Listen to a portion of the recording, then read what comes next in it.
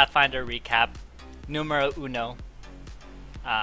This is the recap of our Sunday night RPG game that we hold every Sunday at our DM's place. If you haven't already, check out the VODs for the first and second arc of our campaign, because we are starting our third and final chapter. I am once again joined by the one, the only, Legra, or aka Captain Legs. I keep on wanting to go this way. That is correct. This way, but it's that way. I don't. Just need to. I'm about to watch it on the. Oh, just don't. Just stop. Oh, so last we left off with our recap, it was after we defeated the vampire. I want to say she wasn't a queen. Lysandra? Yeah, she was. She was the Duchess. Okay, well. The Duchess Lysandra Hargrave. Okay, yeah. So she was. Notes. Because notes. Yeah, she was a vampire necromancer. She was essentially a vampire necromancer. She controlled an army of undead who were kind of hassling our friends in Eastgard. They were having a little bit of trouble, and we left off after we defeated her. Yes. Oh, that's my cue. So, so we figure that, like, after everyone's pulled themselves together, like, Grim feels really, really bad. Kira's, like, in bodily trauma because she had just been turned from human to stone, back into a human. Which you didn't die! You didn't die! Yes, which was great. My will save was, or my fort save was good. Grim's face is recovering because he got punched twice by two different people. He's recovering from that. He's not really recovering from anything else, though. Well, he probably feels pretty bad. Yeah, yeah. Which, yeah, Grim is a little bit traumatized of the whole situation, considering the fact that he did just cause bodily harm to, like, really close friends as a hint. Yeah, really close friends, and also the person that he's kind of sworn loyalty to. Kira is basically he's a knight. He's her knight. And yeah, no, I remember that fight. He kind of went off on you guys. So he's a little traumatized, and he's feeling really bad about it. He's recovering from the 2 punches that Rokor and Wes gave him, but he's not recovering from the con drain that Lysandra gave him, or the wisdom drain, or the wisdom drain from the Wendigo curse that happened, a couple days or a couple nights beforehand. So, it's at the point, taking it out of game right now. It's at the point where I'm at 4 whiz, and a max roll on our DM's part could just outright kill me and turn me into a Wendigo. So it's a little tenuous there. It's tenuous there. But after the fight, there's still the problem of solving this horde, this ghoul, this undead army. So the party splits off and searches the mansion. Yeah, so we figure that that Lysandra couldn't have controlled such a force without help. So what could this help possibly be? So yeah, we all start scouring the castle, and a couple of us, is it Rokor and Grim? Wes and Grim. Wes and Grim. So these 2 guys end up on the roof, where they find yet another pedestal because we're so good at finding pedestals. So Grim. Again, also, we're very good at touching things that we don't know what they are. Yeah. So okay. To be fair, okay. The pedestal is this. It's an iron claw of a hand that's grasping an orb that's swirling with green stuff because green means go, right? Green is good. And no, well, with everything that's happened, Grim is in rough shape. He's feels really bad about it, so he's not going to put anyone in danger. So he volunteers to touch the orb. He doesn't actually really give anyone an option to. No, he just goes for it. Yeah, he says, I'm not, I've caused enough trouble, and just outright touches the orb, to which he gets transported visually to across the barren wasteland of the Arctic, back to Eastgard, and he's overlooking the Eastgard and the siege on it from the undead army. Kind of like the RTS mode, if any of you guys played any like RTS, because everything that is under his control, it shines. He's able to know what he is able to control. So with that, something weird happens to him. I don't know if you. Oh yeah, well, well, he gives the order for them to stop and retreat. Not yet. Yeah, he does. I touch it twice. Oh yes, I do. You're right. You're absolutely right. You're absolutely right. Wow. I take notes. Right. So yeah, he gives the order to stop and retreat, and this is happening for,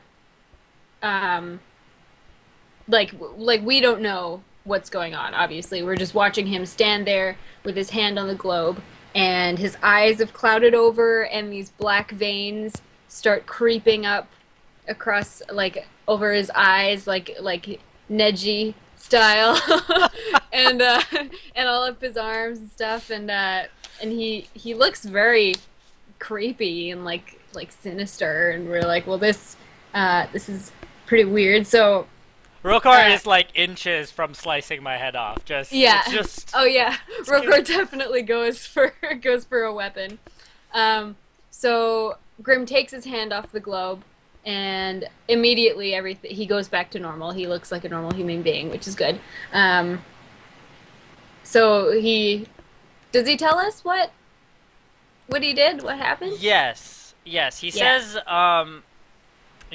that what we thought the orb was, the control orb, was exactly what it was. It controls the Horde army, and that he called for the retreat of the army, but he has an idea. And his idea is to use this army to help stall Zetaxi's own undead army from reaching Fort Andrin, in which they're still kind of held up by Kaldar? Kaldar, that's the one. Yeah, Kaldar is in. Wrong one. Oh, yo, there's gonna be this whole fusion. But fusion, huh? No, but yeah. So basically, that's his plan. Is basically to use Lysandra's undead horde to help slow down Zetaxi's undead horde, in which everyone really agrees to. He's a little tentative of the issue. So he leaves it up to the rest of the party, in which they agree. So Grim touches the orb yet again. The whole freaky undead zombie Wendigo vampire thing starts, and he orders Lysandra's undead horde to march towards Zetaxi's horde in the east. Yeah. So once that's done, Grim's like, well, maybe we should take it with us. So he goes to take the globe, but it is anchored to the hand, which is anchored to the table. So Rokar's like, well, let's just cut it off. So with one very smooth swing, he takes the claw clean off the pedestal, and the globe rolls onto the floor and shatters. Right?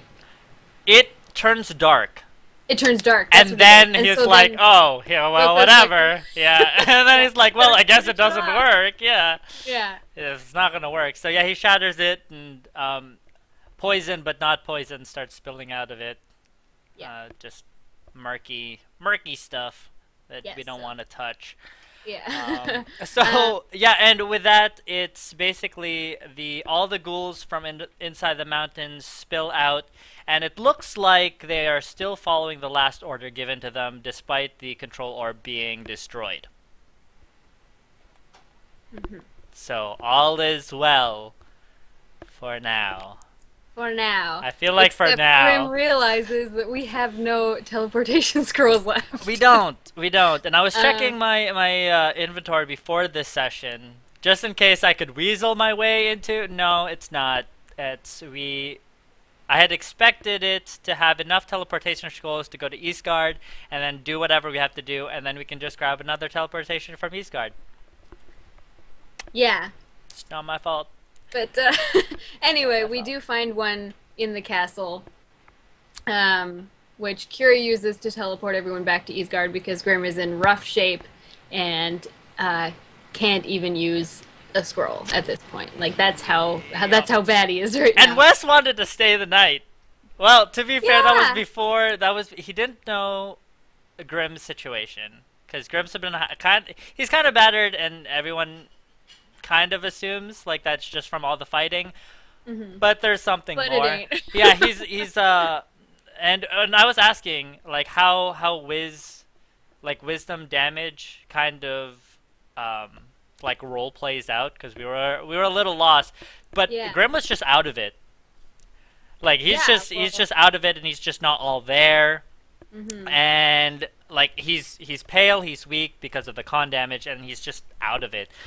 So thankfully, despite being out of it, I guess I stumble into a room and find one teleportation scroll, thanks to a really good perception roll. Just so I'd be like, yeah, can we not stay the night? I'm feeling really, really bad. They're like, okay, let's go back to Eastgard.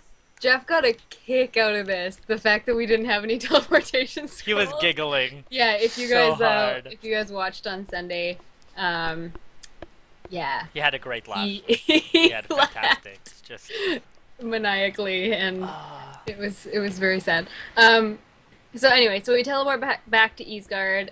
Wes goes off to find Ragnar, who is rousing the crowd, gets dragged in to the crowd, and is crowd surfed to Ragnar directly and gets plopped in front of him, and Ragnar picks him up, and they party a little bit. Meanwhile, Rokor has Grim in his arms, and he's trying to find locals to Grim help basically passed out as soon as Rokor was helping Grim up on his feet, and as soon as you finished teleporting Rokor, Grim just passed out. He just straight up he's dead. Yeah, so Rokor's like, okay, and scoops him up and carries him like a baby. So yeah, we find a local old woman, because all the shield maidens are off in battle. So it's basically just old women and children in the village right now. So she leads us over to a temple where there is a shaman, and he helps Grim. And then when Wes comes back, he gets help as well because he's also under the Wendigo curse. Cue just a tangent about dicks. About dicks. So yeah. Well, they're getting the full treatment of the full Monty, which leads to druid magic. You can't really argue with druid Wes magic. Requesting the biggest, baddest one of all. And we're just gonna leave it there. We're not gonna resurrect this. Nope. This conversation. There will be more to come for sure. So Rokor and Kira leave Grim and Wes with the shaman, and Kira resummons her polar bear, and they go back to the longhouse, Ragnar's longhouse, to go and have a talk with him. And he's very, very drunk. They've had a lot of celebratory drinks, but he does agree to support us in the war. Obviously not in the best state of mind to be making war plans. And he does Absolutely. force us to drink, but we're very tired and also very sad because Thomas liked to drink, but Thomas isn't there, and it's very, very devastating. Uh, I can't look at the chat right now. I'm trying to be serious. Yeah. Uh, It's all really so sad. We lost Thomas. it's It's yeah, still it's very really sad. sad. Yeah. So we go back to check on Grim and Wes, and they have been cured. Slash, they've passed their rolls. So we turned in for the night, and the next morning we ask Ragnar for some teleportation scrolls, and he tells us where to get them, which is a weird mage tower in the middle of nowhere, shaped like a spiral. Like it looks like a building that would not be able to support itself. I find like I viewed it as one of those things that like the Warner Brothers, or the Animaniacs, Yeah. something they would build that you're just like, well, I don't, Like, what? How does? I don't, and then So yeah, it's this big spiral tower, and so we go and knock on the door, and a little 12-year-old kid answers it, and he is so very cute, like Aang from Avatar, so cute, like overwhelmingly cute, and his name is or he introduces himself as Redicus T. Randibus, which is clearly not his birth name. He just gave it to himself. oh, it's great. So yeah, we ask him for some teleportation scrolls, and he says, "Come on in." So we all follow him in. We end up buying 5 scrolls from the kid. And He was like, "Here, make your own," and yeah, we're he's like, "Will you "Wait, just do this and this and this," and we're like, "No, no." gee, do you have some we could just buy?" And he's like, sure. And so he walks up the friggin' wall up to his ceiling, where he keeps all of his scrolls, obviously, in a desk on the ceiling. Because gravity is not a Obviously. thing, Just... Yeah. And yeah, he tosses them down to us and tries to overwhelm us with the price, but being a noble of one of the most powerful families in the West, Kira just coughs up 10 grand as if it was nothing. Just and nothing. Just straight up. I swear you overpaid for those. I just gonna throw that out there. But Loot. It'll. I'll get it back. Oh my god. So, so we asked him about the impasse, and he says he's heard rumors of what happens in the impasse, and he actually ends up having a scroll on it. So he goes back up to the ceiling and finds the scroll and tosses it back down, and we take it. He doesn't need it anymore, so Yeah, now we've got, as a refresher for the impasse, it's where Zetaxis originated from. It's basically where he started that whole undead, I want to say, campaign to rule or to destroy the world. Kazadan was the dwarven capital city, in which was very close to the impasse because they've been digging there for years, hundreds and hundreds of years. Not obviously making any room, but that's just where their capital city was. So we are asking about the impasse, trying to garner more information about how one would make their way in there, because as the name suggests, can't get in, or nothing living can get in, hence all the undead that originate from that place. Yeah. So yeah, we do. He said he remembers reading something a while back, probably yesterday, about the impasse. After all. About the impasse, in which I think you have the translation for it. Nope. Nope. Nope. I didn't write it down. Right. Well, anyway, I don't have the exact translation, but there are talks. It's basically written in a strange language that we don't know, but somebody had penned in the translation or the kind of like spark notes for what it is, and the general gist of it was there is some say that there is a spell that can hide disguise yourself as undead in order to make your way through the impasse. Yeah, Right, there is some sort of spell, some sort of magic, quite strong magic that you are able to bypass that barrier that is over the impasse. So with that knowledge, I think Wes invites the little kid to come visit us sometimes in Fort Andred if he is bored. Since he doesn't necessarily hate Eastgard, but he doesn't agree. He's a 12-year-old kid, and he's well, they don't in Vikings. really understand each other. Yeah, he's Eastgard and the kid. Yeah, he's a wizard, and he's a 12-year-old versus Vikings who like to drink and kill stuff. Like you know, sheltered kid versus Vikings. It's not a good mix. So Wes did invite him to come visit Fort Andred, lured him with a castle. And I think we make our way back to Fort Andred. Yeah. Yeah. So, yep, we have our teleportation scroll, so we use one of them to teleport back to our fiefdom. And immediately Kira goes to their scrying chamber, which slash Skype room. You are so close. Yeah, So close. I was very close. Yeah, yeah, to speak to the king's, what is he? Magistrate. Magistrate.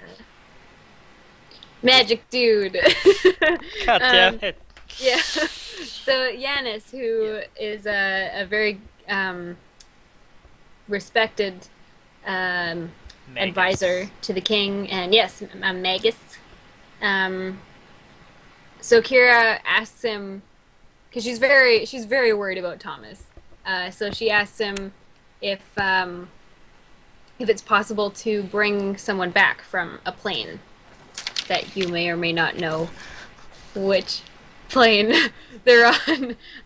So Yanis says it's impossible to summon someone from a plane, but you could track them and bring them back. But if they don't want to come back, then you're shit out of luck. So, no, so she asked him to please look. What? I don't want to go home. I don't want.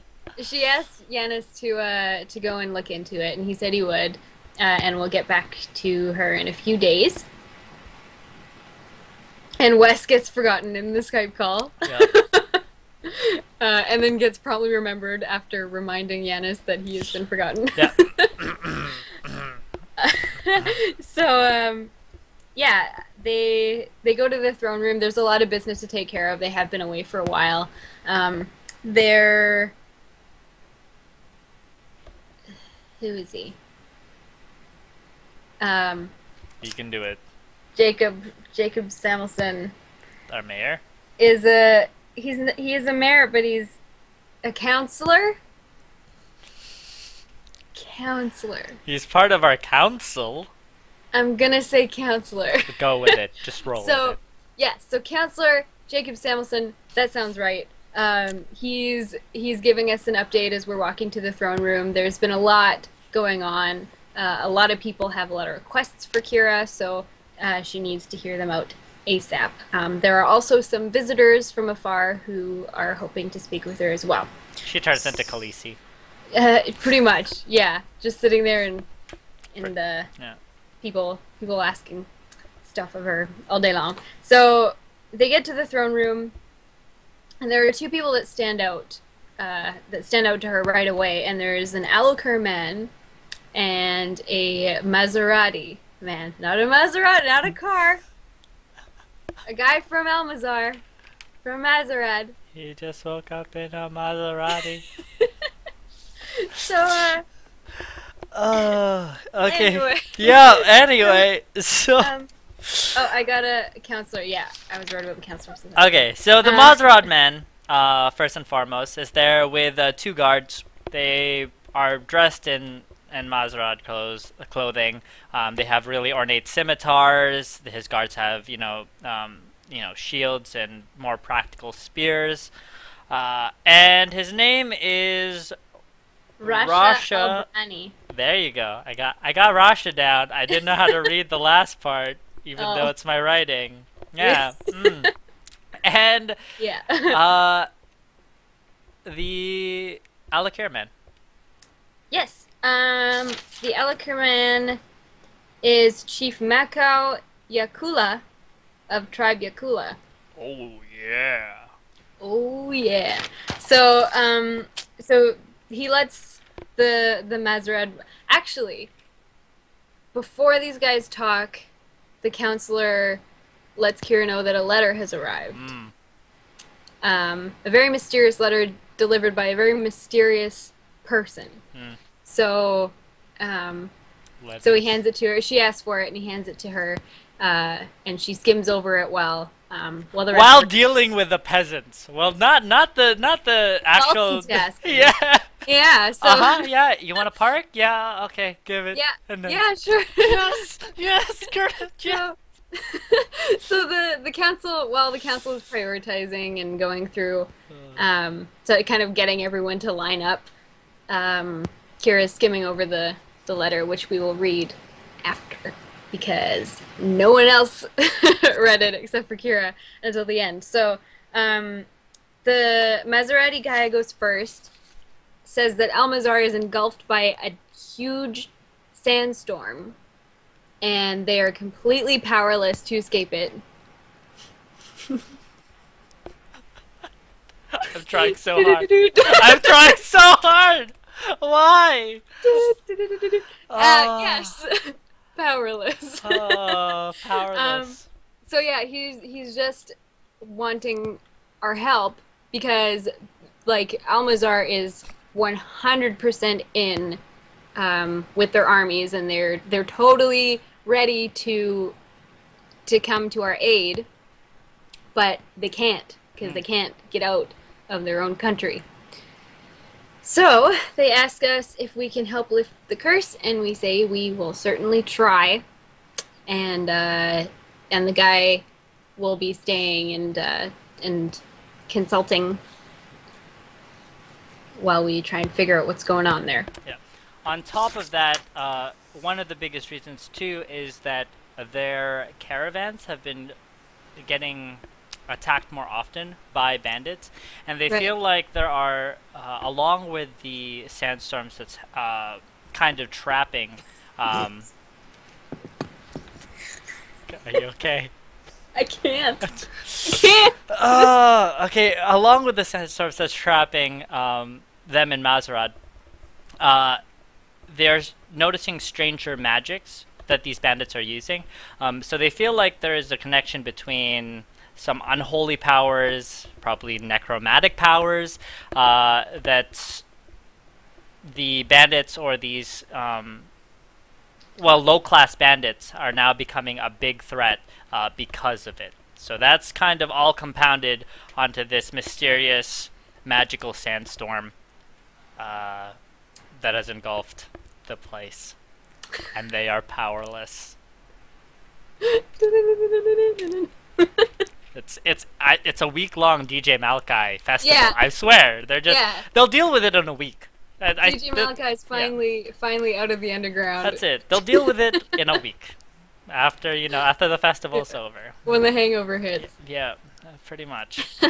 So the next guy, the Alokir guy, Chief Makau Yakula of Tribe Yakula, was at the head of a grand armada.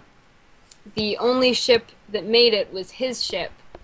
So there were thousands of ships in this armada, and they all went into a fog, and only one boat came out, and that was his boat. How many ships? An armada. I couldn't tell you. An armada. So more than one. Yes. Yeah. Fantastic. Yeah. So they've been trying to communicate with Alokir, and all communication has failed. They've got nothing back. Which means the boats didn't, just get lost and turn around to go back home. Yeah. They're actually So just gone. they're lost somewhere. So we asked them if they heard anything, if they saw anything, and they said they heard strange noises and there were fights behind, but other than that, there was really nothing else that they could give us. So they said if we helped them, then they would help us, because they were also very ready to come to our aid, and they were actually on their way to come to our aid, but now there's no one there. Grim's letters finally paid off.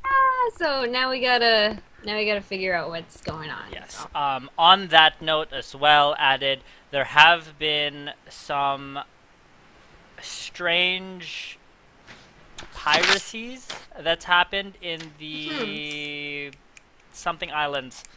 Help me out here. It's in that bottom corner of the map. He just said I just wrote down along the shorelines. Yes, well, from Torresdown to the whatever where the Aussie people are from. Yeah, so essentially all of the port cities have been completely blockaded by black undead ships. Yeah, which again causing these piracies and whatnot. Shattered Isles. Shattered Isles. There you go. Thank you. And they basically had that strange fog, which the chief described in his whole setting of how they lost their armada. Though I don't know how you lose an armada, but that happened in the fog, obviously. Apparently. Yeah. So we do have a lead on that as well. That the ships are causing a bit of trouble, so we probably are end up again starting there, as well as with Mazrad. We're starting with the bandits because that's kind of the cause of the trouble. And with that Alakir problem, we did decide to summon the Wavebreaker. Wavebreaker? Yes, the Wavebreaker, yeah. Wavebreaker, I was right, yeah, okay. Wavebreaker, our good old friends on the Wavebreaker. Yep. To come help us with that. But basically, but basically those are the two options left to us for this coming week. So it is either, first and foremost, to help Mazrad first and their sandstorms and whatnot, and investigate the bandits there, or go to Alakir and take to the seas to help find the armada and deal with the undead ships. There's kind of the choose your own adventure for this week. We have yet to come to a decision, though I will just say me and Bunny are strongly in favor of Mazrad. No bias. No bias. No bias. No bias. No bias. There's a little bit of bias. No, we thought about it very strategically. Okay. And in the fact that a 16th level sorcerer is much more help than 1,000 boats. I'm just saying. I'm just saying. So that's true. Okay. And it would help further. Yes, it would help further. The Alakir problem with a very strong magic user. I just throwing it out there. Okay. So, okay. but feel free to tweet at either of us to see which one we should go for first. There's a little bit of interaction with you guys for this Sunday. We still have a couple days. We still haven't made a decision yet, so there's that. But after the two dignitaries have stated their request and are dismissed, Kira, there it is. There it is. The Kira original. Reads the letter that the mysterious letter that arrived mysteriously, delivered by a mysterious guy. Super mysterious. As she was skimming over it while the rest of the council was going through the crowd, she shed a few tears and had to pull herself together before dealing with these two guys. And this is why. Are you guys ready? Are you ready? Are you ready? This is Prepare yourself. This is crazy. So, The letter reads as follows. My friends, this letter comes to you in the appointed hour when your need of it is greatest. I'm afraid I cannot return to you just yet, for there is more still I must do here. For you, mere days have passed. For me, it is rather more complicated. I have traversed not only space, but time as well, and perhaps even dimensions. What I have brought back with me may be the key to our struggles, but I will not dare risk your safety before testing it myself. What I have seen in my absence only confirms what I have always known. They can be beaten. And you, my friends, will be the ones to beat them. I cannot guarantee that I will be the man you remember when I return, or that even now I will, or indeed can, fill in the gaps. What I can tell you is that I have been waiting longer than you know, waiting for you. Perhaps you feel betrayed that I have not revealed everything I know. I could have changed things, saved people. That was not my place. All that has happened has been according to a plan in which I am but a small part. Now I must wait for you again. When the moon rises black, meet me with an army in the ruins of Riverstone. Gather your allies, bring them all. And in place of his signature, there is a symbol of a white hand. Saruman. Wait, I mean, Which could only mean... they're taking the iris into hobbits. Oh god, I fucked that up. No. So yeah, so from what we've garnered from that letter, it is from the one, the only Thomas. Thomas Whitehand. Yeah. Which is why it was so obvious to us, and you're probably wondering why we were freaking out. Yeah. That's why. Yeah, so which throws up a whole slew of theories and what is there. There was a little bit of a tease from Jeffrey. He did say that it's not the last time Gwen and Thomas see each other. If you know, Gwen is our Legra's Iron Kingdom's character. Yeah. Yeah. So there's might be again the crossover. The crossover is real. Yeah. So that's It's gonna be very, very exciting. yeah. So again, we don't know what's gonna happen, what he's bringing over. We just know that we need to make it to.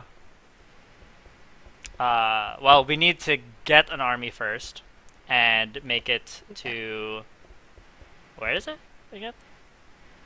On my book. Riverstone. Riverstone.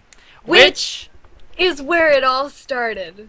This Yes. is where Loravir, Mokot, Sai... Actually, no, not Mokot. Loravir, Sai, Dodo, and Tyleaf all started. met. Yeah. Where they met with Jerim, their merchant, and this is where they set out from. So it all circles back. Yeah, it all circles back. That's basically the start of our campaign like 3 years ago, which is hella sick.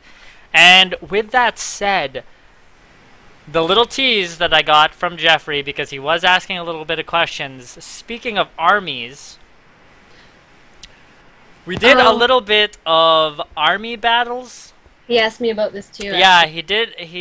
A bit of army battles, in which case army combat is a lot different than, you know, the playstyle of a board and mat, and we move our characters in spaces. So if you haven't seen it yet, be excited, because I feel like that's going to happen this coming Sunday, and it's actually pretty awesome. From what I can remember, army combat was pretty exciting. It was pretty fun. It was different. That's pretty much it. And we have 3 right now? Yep. Yeah, we have 3. Yeah, elves, humans, dwarves. Elves. No. Elves, humans, and dwarves are the same. And then we have our cavalry. Rhea, the mounted. Oh. Yeah. Rhea's mounted army. Yeah. We have the elves, which is our ranger squad, which is all bows. The sniper Sniper squad, squad. yeah, which Wes was holding out, and then we have the humans and dwarves, which are the defensive ones, and then they dig in and do their thing. Yeah. So that's what we have to look forward to for Sunday. which is really Ooh. good. Wow. So that's it. That was definitely not 3 hours long, No, no, like the we did last it. one was. We did it, Reddit. We did it. We did Uh, it. yeah. So that is that. There was no combat happening. It was just getting back into the swing of things for Pathfinder. We did do a lot of rolling just to make sure we remember, saves and skills and whatnot. But it'll be combat on Sunday. Ultimate Bunny, combat. Bunny's correcting us. Oh, Elven Archers, Human Cavalry, Dwarven Defenders. I knew that the Yeah. humans and dwarves weren't the same. I swear there was some mix in with the dwarves, remember? Because they're the ones who came.